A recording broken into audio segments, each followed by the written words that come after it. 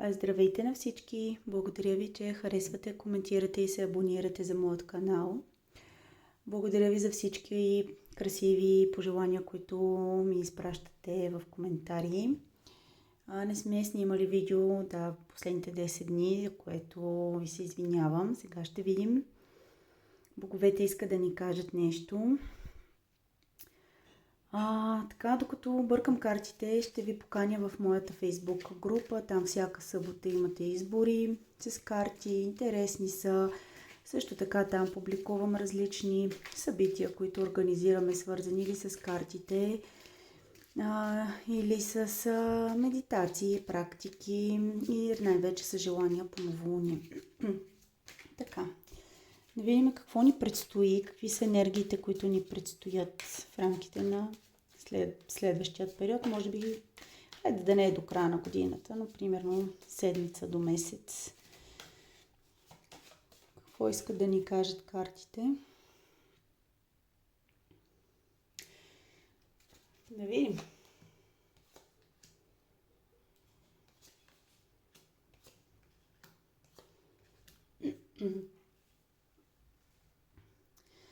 Естествено, за какво друго ще си говорим, освен за любов, но така да е, тук има различни хора, които слушат.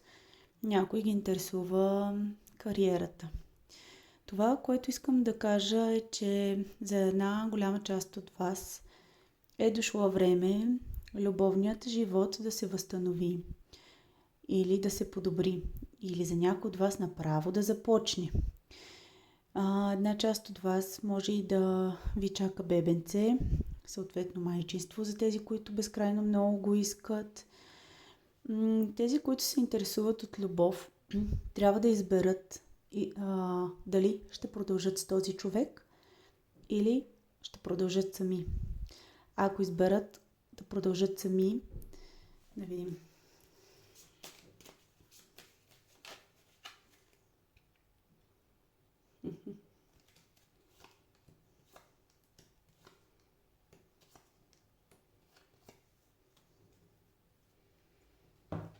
Ако изберете да продължите сами, ви чака не е лек период, но за вас това ще е огромна трансформация. Тази трансформация ще ви заведе към онзи така желан ключ, който чакате от изключително много време. Ще ви се отворят много възможности. Не е задължително са в любовта, просто вие самите ще видите как живота ви ще тръгне. Просто ще тръгне. Също така ще получите различни важна информация, която ви е обягвала до момента. Определено излизате от един застой, който може би се чувствате, че стоите в момента. Това е само за хората, които са в колебания. И то в сериозни колебания. В тежки взаимоотношения, такива, в които ги е страх да си тръгнат, такива, в които усещат, че нещо ги дърпа към тези отношения, обаче не се чувстват щастливи там. И просто решението е тяхно. Дали ще останат или няма да останат. Тези, които имат дребни разправи, те ще отминат. Вие, ако изберете да останете заедно, нещата ще ви се наредят красиво. Вълшебно. То вълшебно красиво. Наистина сплотено. Енергията ще се възстанови във връзката. Сексуалността ще се възстанови. Романтиката по-скоро не, но самата жизненост в тази връзка ще се възстанови. Ако изберете да продължите с този човек. Разбира се, това са за тези, които са в много дребни неразбори, които не си струва за нещо мъничко, просто да тръшваме една врата. Така, за тези, които са самички, чака ви една хубава любов. Любов не, по-скоро страст. Чака ви отключване на път, определено. И ще изпитате страстта на живота. Не мога да ви кажа по-скоро... Не е любов. Може да е страстта в любовта, но може и към нещо друго да изпитате страст. Определено страст към живота първо ще изпитате. За тези, които ги интересува кариера. Имате две възможности. Две прекрасни възможности се отварят пред вас. Нямате времето да реагирате и да изберете, да решите коя от тези две възможности да взема, коя е добра за мен, коя не е добра, как ще се чувствам на едното, как ще се чувствам на другото. Истината е, че няма значение какво решение ще вземете, защото и на двете места ще се чувствате много добре. И двете места са подходящи. Въпросът тук е да си попитате интуицията, кое е повече моето. Едното ще е повече вашето, но другото ще ви даде повече възможности. Едното е добра сплотеност, добър екип и възможности за много красиви подписани договори или много, много възможности в работен план. Тоест това, което целите да го постигнете. В другата ви опция в началото ще е тежко, но пък после там нещата са ви по-добри. Вие много важно в този момент да усетите вашата интуиция. Тя ще е много силна, ще ви говори. Не бъркайте някой път интуицията с ясна мисъл. Нали? Интуицията работи първите 3 секунди, така че нея трябва да я следвате определено.